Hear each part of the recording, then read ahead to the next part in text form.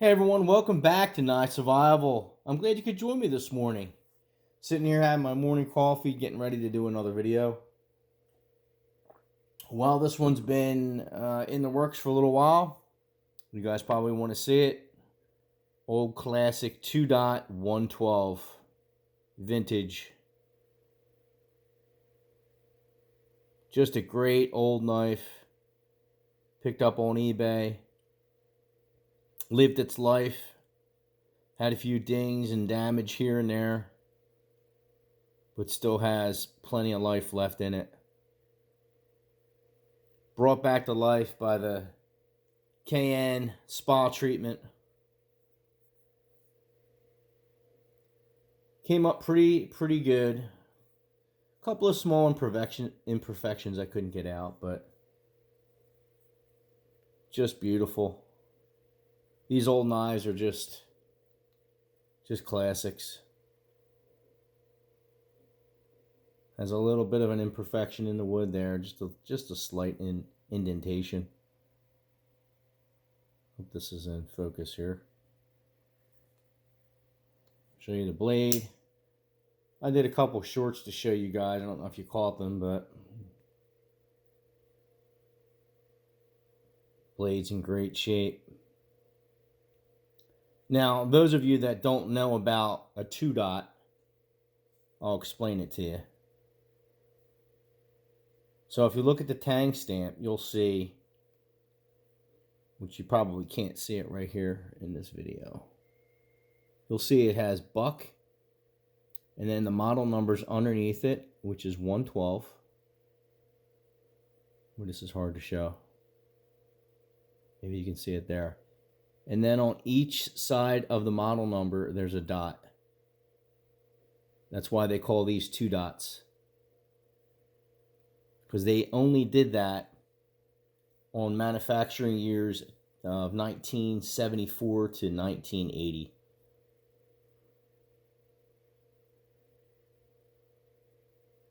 Now also with these old vintage knives, the steel was a 440C, which a lot of people loved. And also the grinds were different on the blades. Look at that shine. Wheel. The grinds were different. If you can see there's still hollow grind. There's still a hollow grind to it. But it comes out to this bulbous edge. And then it goes into a convex. I hope I'm explaining that okay. Let's see here. And those of you guys that already know about this, you know the whole history behind these things. So there were some complaints about this grind. And the complaints were because it's a convex edge on the tip is a convex. You can see it right there.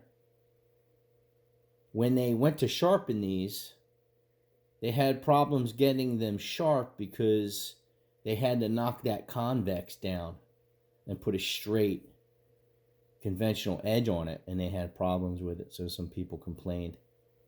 But I think that goes back to guys not knowing how to sharpen knives, especially back in the day. Now, granted that we didn't have all the tools back then. I'm not that old, but they didn't have all the tools that we have today for sharpening. That's for sure. But when you're trying to put this thing on a stone, it takes a little bit of work to get that edge down. So I have a brand new 112 for comparison. Now I didn't buff this up. This is just natural patina. And I'll try to just kind of show them side by side, and you can notice the difference. Oh, another difference is, real quick, is it has squared bolsters. They're real square. You see the edges on them? For those of you that don't know. Just squared, blocky handle. And the new ones are all rounded and convex. Let's see if I can show this better. You know, they're very similar to one another, but there's just slight enhancements. And I call them enhancements because I believe they are. You can see the edge grinds, or the grind on the blades. Right there. So the newer grinds are complete hollow, and then they go out to they're thinner behind the edge, and they just go out to a conventional V edge, I guess you would call it. And then all the bolsters here are all convexed. They did that in, I think it was the early 80s. It was like pre-86. Or right around 86 or so, they changed it. Might have been before that, though. They started making all these edges round. Correct me if I'm wrong. This is a 50th year anniversary.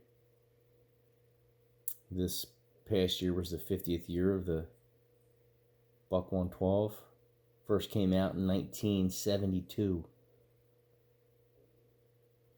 Now, if you can pick up a 112 2-pin, which would be this knife with 2 pins instead of the 3 pins, you're always going to have this pin here, which is the pivot pin. That would be a 72 to 73 build. And the early ones also used, I don't know if they all were like this, but they used micarta. I think it was micarta for the scales. The first runs of these knives. Beautiful classic. Can't go wrong with classic knives, man. They're just... When I was first introduced to buck knives from my older brother that had passed, his first knife was actually this knife right here that he had purchased when he was like 18. It was like, I think he got it in like 78. And me being just a young, I was, what was I, 7 years old in 78? I just fell in love with this knife.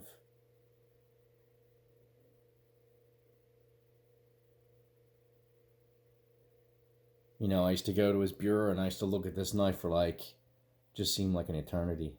Just loved the knife. I always wanted one. And then when I got older, I started collecting my own. But this is the knife that started it all for me. He eventually gave that knife to his son. His son Dave has it now. Still in great shape. He actually saved our dog. He was out training our beagle for hunting season and getting him in shape over the summertime. And 2 raccoons attacked him during the daytime. And he took his knife, got his knife out, and jumped over a bush and stabbed both raccoons to death with this knife. And saved our little beagle from getting mauled up pretty good. Quick little hunting adventure story. So this knife saved my first dog. Actually, it was my second dog. So thank God, thank goodness for that, huh? Just stare at this knife all day. Look at that. So guys, my channel here, our channel, we're sitting at 697 subscribers. We are 303 away from our 1K giveaway. I will be giving away a brand new, or one that is almost brand new, 110 with a I think it's a 2019 build. Never been used. We'll be giving that away for the 1K milestone. So hang in there, guys. Like, share the channel so we can get more people in here. Like and subscribe. All right, guys, I love you. I'll see you on the next run. Later.